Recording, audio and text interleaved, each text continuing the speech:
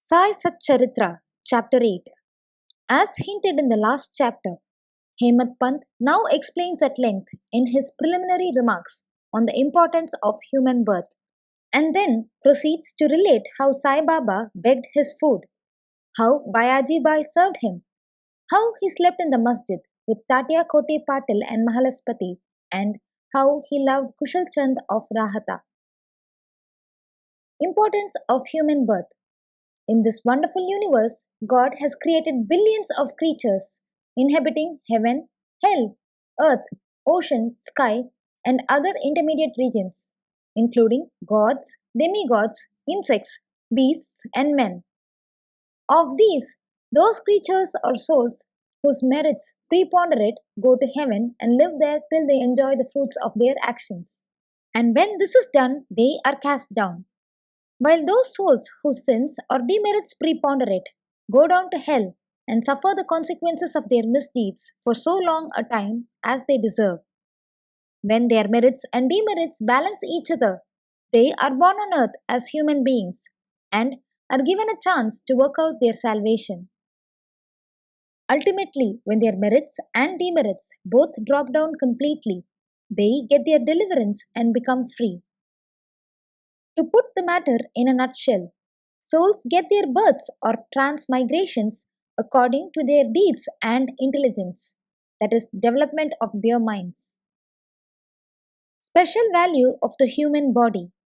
As we all know, four things are common to all the creatures, namely food, sleep, fear, and sexual union. In the case of man, he is endowed with a special faculty, namely knowledge, with the help of which he can attain God vision, which is impossible in any other birth.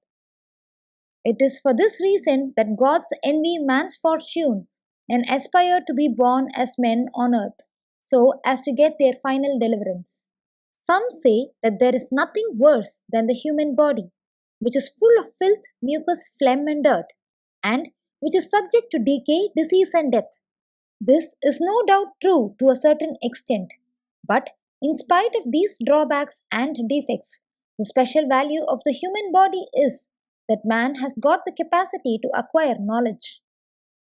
It is only due to the human knowledge that one can think of the perishable and transitory nature of the body itself and of the world, and get a disgust for the sense enjoyments, and can discriminate between the unreal and the real, and thus attain God vision. So, if we reject or neglect the body because it is filthy, we lose the chance of God vision. And if we fondle it and run after sense enjoyments because it is precious, we go to hell. The proper course, therefore, for us to pursue is the following: that the body should neither be neglected nor fondled, but should be properly cared for. Just as a traveler on horseback takes care of his pony on the way till he reaches his destination and returns home. Thus, the body should ever be used or engaged to attain God vision or self-realization, which is the supreme end of life. It is said that, though God created various sorts of creatures, He was not satisfied, for none of them was able to know and appreciate His work. So, He had to create a special being, man, and endow him with a special faculty, namely knowledge. And when he saw that man was able to appreciate his Leela, the marvelous work and intelligence, he was highly pleased and satisfied. So, really it is good luck to get a human body, and best one to get an opportunity of having recourse to Sai Baba's feet and surrendering to him. Man's endeavor. Realizing how precious the human life is, and knowing that death is certain and may snatch us at any time, we should be ever alert to achieve the object of our life. We should not make the least delay, but make every possible haste to gain our object, just as a king leaves no stone unturned to seek his lost son. So, with all earnestness and speed, we should strive to attain our end, that is, self-realization. Casting aside sloth and laziness, warding off drowsiness, we should day and night meditate on the self. If we fail to do this, we reduce ourselves to the level of beasts. How to proceed? The most effective and speedy way to gain our object is to approach a worthy saint or sage, Sadguru, who has himself attained God vision. What cannot be achieved by hearing religious lectures and study of religious works is easily obtained in the company of such worthy souls. Just as the sun alone gives light, which all the stars put together cannot do, so the Sadguru alone imparts spiritual wisdom, which all the sacred books and sermons cannot infuse. His movements and simple talks give us silent advice. The virtues of forgiveness, calmness, disinterestedness, charity, benevolence, control of mind and body, egolessness, etc., are observed by the disciples as they are being practiced in such pure and holy company. This enlightens their minds and lifts them up spiritually.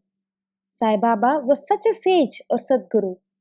Though he acted as a fakir or mendicant, he was always engrossed in the self. He always loved all beings in whom he saw God or divinity. By pleasures he was not elated. He was not depressed by misfortunes. A king and a pauper were the same to him. He whose glance would turn a beggar into a king used to beg his food from door to door in Shirdi. And let us now see how he did it. Baba begging food. Blessed are the people of Shirdi, in front of whose houses Baba stood as a beggar and called out, "O Lassie, give me a piece of bread," and spread out his hand to receive the same. In one hand he carried a tamral or tin pot, and in the other a zoli or chaupadari, that is, a rectangular piece of cloth. He daily visited certain houses and went from door to door.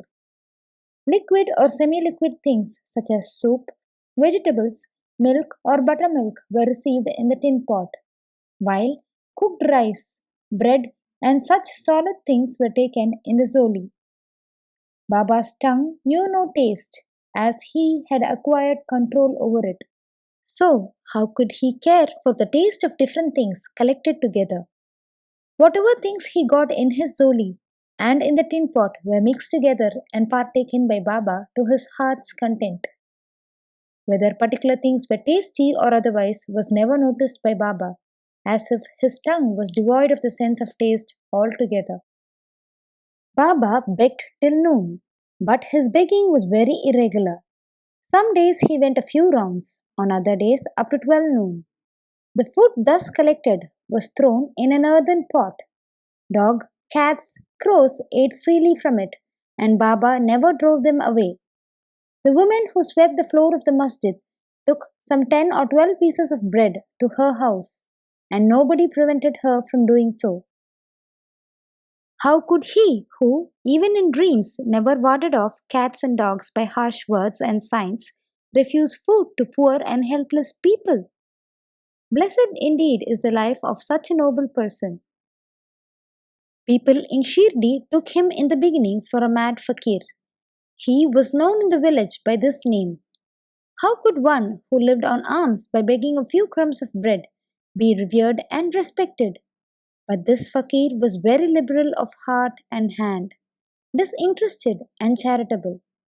Though he looked fickle and restless from outside, he was firm and steady inside. His way was inscrutable. Still, even in that small village, there were a few kind and blessed people who recognized and regarded him as a great soul. One such instance is given below. Bayaji Bai's brilliant service. Tatya Koti's mother, Bayaji Bai, used to go to the woods every noon with a basket on her head containing bread and vegetables.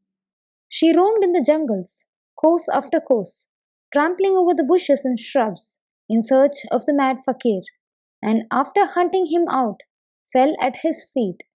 The fakir sat calm and motionless in meditation, while she placed a leaf before him, spread the eatables, bread, vegetables, etc. thereon and fed him forcibly. Wonderful was her faith and service. Every day she roamed at noon in the jungles and forced Baba to partake of lunch. Her service, upasana or penance, by whatever name we call it, was never forgotten by Baba till his Mahasamadhi. Remembering fully what service she rendered, Baba benefited her son magnificently. Both the son and the mother had great faith in the Fakir, who was their god. Baba often said to them that Fakir or mendicancy was the real lordship, as it was everlasting, and the so called lordship or riches was transient. After some years, Baba left off going to the woods, began to live in the village, and take his food in the masjid. From that time, Bayaji Bai's troubles of roaming in the jungles ended. Dormitory of Trio. Even blessed are the saints in whose heart Lord Vasudeva dwells, and fortunate indeed are the devotees who get the benefit of the company of such saints. Two such fortunate fellows, Tatyakote Patil and Bhagat Mahalaspati, equally shared the company of Sai Baba. Baba also loved them both equally. These three persons slept in the masjid with their heads towards the east, west, and north, and with their feet touching one another at the center. Stretching their beds, they lay on them, chit-chatting and gossiping about many things till late at midnight. If any one of them showed any signs of sleep, others would wake him up. For instance, if Tatya began to snore, Baba at once got up and shook him from side to side and pressed his head. If it was Mahalaspati, he hugged him close, stroked his legs, and kneaded his back. In this way, for full 14 years, Tatya, leaving his parents at home, slept in the masjid on account of his love for Baba. How happy and never to be forgotten were those days! How to measure that love and how to value the grace of Baba! After the passing away of his father, Tatya took charge of the household affairs and began to sleep at home. Kushalchand of Rahata. Baba loved Ganpat Kote Patil of Shirdi. He equally loved Chandraban Sheth Marwadi of Rahata. After the demise of the Sheth, Baba loved his nephew Kushalchand equally or even perhaps more and watched his welfare day and night. Sometimes in a bullock cart, at other times in a tonga with intimate friends, Baba went to Rahata. People of that village came out with band and music and received Baba at the gate of the village and prostrated before him.